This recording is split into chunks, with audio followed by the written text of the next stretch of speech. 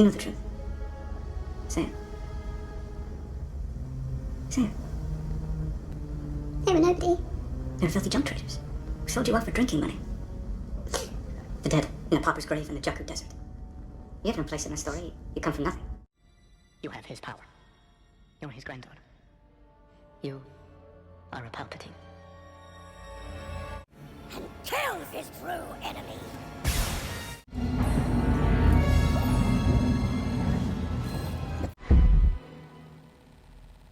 This movie is so 2. Snoke and Rey get no explanation. I'm grouping these together because they follow the same idea. People are mad because Snoke just dies and we don't learn anything about him. People are also mad because Rey's parents are nobody special. They're desert hobos who abandoned her. I can't understand the mentality of wanting everybody to be related to somebody super important or to just be someone that you've heard of before. It makes the universe way smaller if Rey is just Obi-Wan's daughter or something. It's also really fucking dumb. It would have been really bad writing. Also, it kind of plays off of your expectations, which is something that this movie does very well. In Star Wars, you expect the I am your father reveal, but you don't get that in this movie. It's okay to have your headcanon and want things to be connected in some greater scope, but I don't understand getting pissed off because of it. It makes more sense narratively to show the story of Kylo Ren and Rey in this way. Kylo Ren's the guy who comes from a family of iconic heroes, but he turns out to be a huge villain. Rey comes from nothing and she turns out to be a great hero. It also works towards making the Force magical like it used to be. The Force can rise up and grow stronger in anybody, regardless of their bloodline. This movie mystifies the Force again, and I think it's been a long time since we've had that. Wow, this did not age well. The reason we expect Rey to be related to someone special is because it's the closest thing to explanation as to why she's a Mary Sue. Yes, that's right, a Mary Sue. Topic you're not consistent on whatsoever. I think people have been giving Rey a very bad rep for some pretty bad reasons. Most people just say they don't like her because she's too strong, but I don't know, it doesn't bother me. I personally don't really mind seeing a character who is good at things in Star Wars. All the other main characters in Star Wars are really good at stuff. Oh, how come Obi-Wan can defeat a Sith Lord all by himself when his master couldn't even do that? How come Luke is really good at using the Force without getting any training? Star Wars characters are really lucky and they're really good at shit because they're the main characters of a stupid action-adventure series. Yet people only care that Rey is really good at shit and it drives me fucking crazy, man.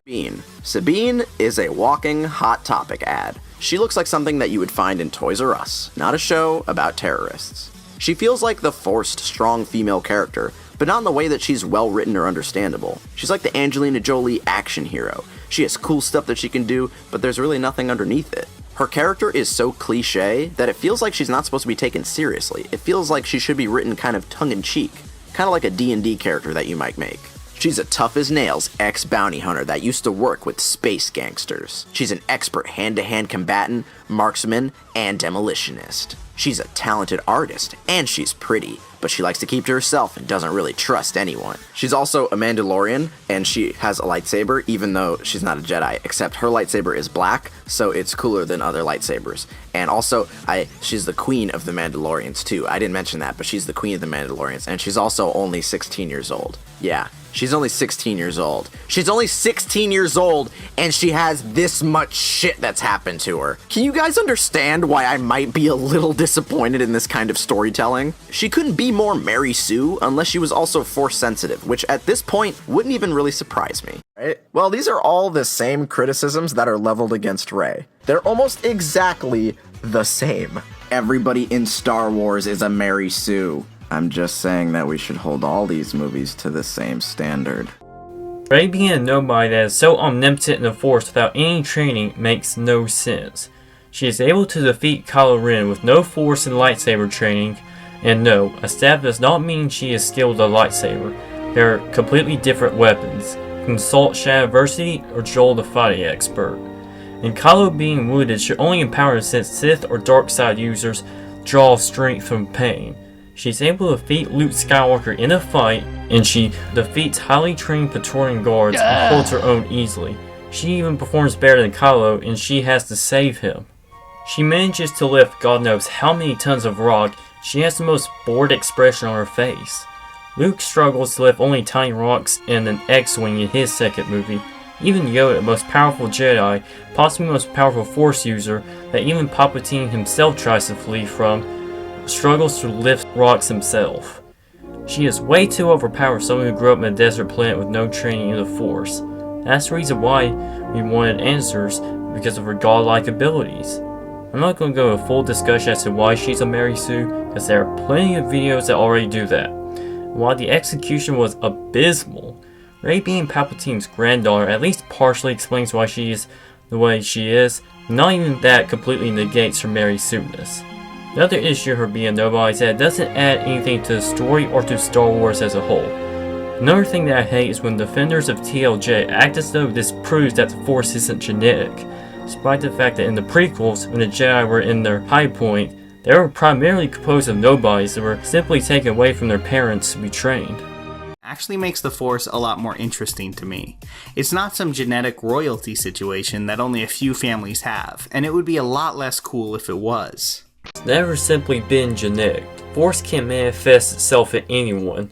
The only reason people seem to think that the Force is only passed down through genetic royalty is because the entire saga focuses on the Skywalkers, a family that descends from the Chosen One who is the strongest one in the Force. It can be passed down from generation to generation, but many trying to push this narrative that the Force is only some type of genetic royalty situation. But the prequels make this a complete impossibility because of tens of thousands of Jedi at the time. Quit trying to make this movie look good by ignoring the rest.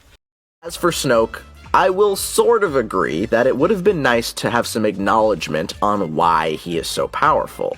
I don't want to know who he is, but from a storytelling perspective, it would have been more satisfying to build him up even more and then kill him off, just to really freak people out. But that being said, I still like it the way it is. Snoke's existence is used to develop the characters that we already know. We've had lots of time developing Kylo Ren and Rey, and using this monumental event to push their development and story a little further is just genius. If you're mad because we don't know anything about Snoke, well, I'd like to remind you that we didn't know anything about fucking Palpatine until the prequels came out. In Return of the Jedi, you're shown the most powerful, most evil wizard who also controls the entire galaxy. You're told nothing about him, and then a half-dead cyborg who's missing a hand throws him into a hole and he blows up. Don't complain about Snoke if you think that this is okay. You don't need to be right in order to enjoy this story. It doesn't need to be predictable for you to be satisfied by it. Of course, I've heard this argument 1,000 times. The reason we needed Snoke's origin is because he is the focal point of the entire trilogy. He's responsible for building the First Order in Starkiller Base, which wipes out the Republic, pushes Kylo Ren further towards the dark side. And besides that, there's a ton of context that is severely lacking from Snoke. How he rise to power.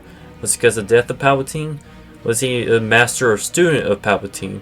What are his motivations? Does he have a grudge against Luke and the Jedi? How did he meet Kylo? Where is he from?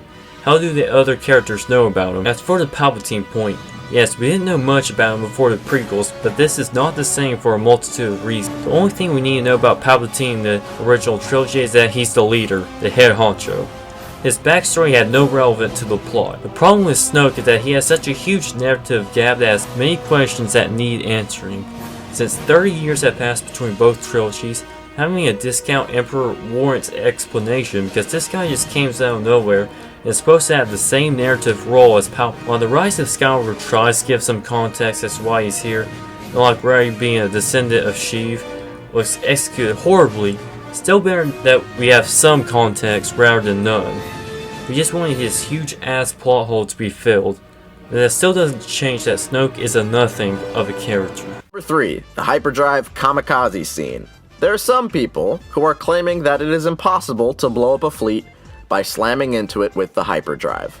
To those people, I have this to say. You're a creep!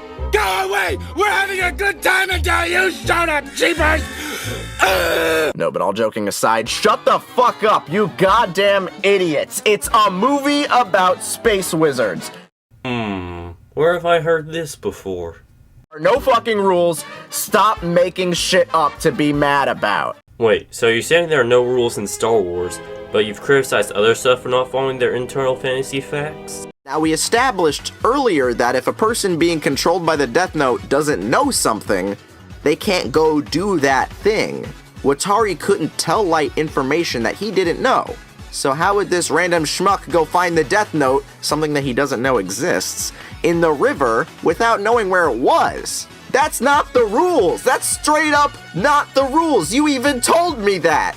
So our main characters all decide to go visit Dumbledore and tell him what happened. And this shot is particularly funny to me because we see that everyone is here. Nagini, Kama, even fucking Jacob.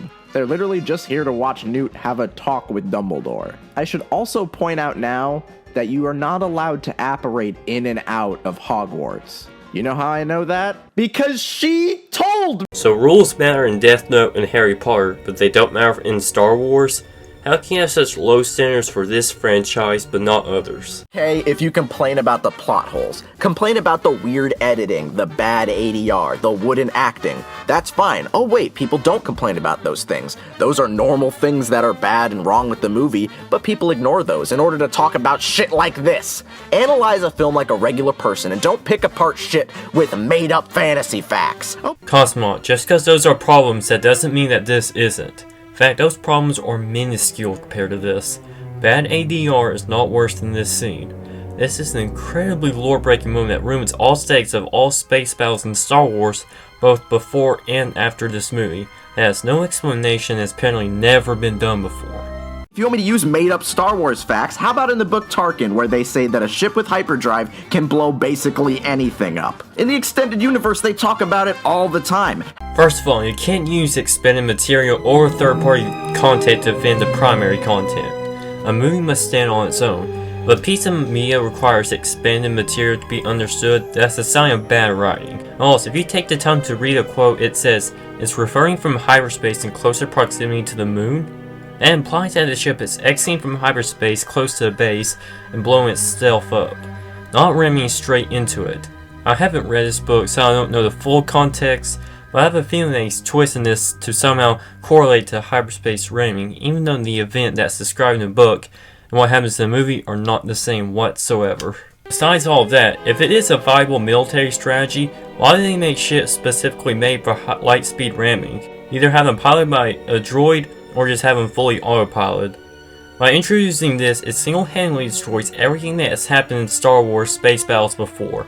Why couldn't they do this to both Death Stars in the OT or Rogue One? Why couldn't they ram into the oscillator on the Starkiller base if a ship at light speed can bypass the shields? Why could they make hyperspace super weapons that could destroy planets? Forget about the Death Star, just put hyperdrives on asteroids, hover them on the enemy's planet, bases, or fleets. Why invest trillions of credits on one NASA super instead of cheap asteroid lightspeed missiles? In the first Star Wars movie that ever came out, they literally tell you that it's extremely dangerous to use hyperdrive in the first place. Traveling through hyperspacing like dust and crops, boy. You're ripping out all in context trying to make these look the same, but this is a complete false equivalence. Han was explaining that it's dangerous to them because they don't do this right. They could crash into a star, asteroid, planet, etc. Because they need to be inside a hyperspace lane since they are basically roads or highways in space that you have to ride on or you crash into something. It's dangerous to them because they could kill themselves if they aren't careful. The scene isn't saying that this is some sort of viable military tactic. It's just saying it's not that simple. You could die if you mess it up. How long before you make the jump to light speed? Take a few moments to get the coordinates from the navigator. You need to read their game? Traveling through hyperspace like dust and crops, boy. Without precise calculation, we'd fly right through a star, bounce too close to a supernova, and then end your trip real quick, wouldn't you? But now that's all on the way, let's talk about the thing that people desperately use to defend this movie. The themes. Next time though. Bye.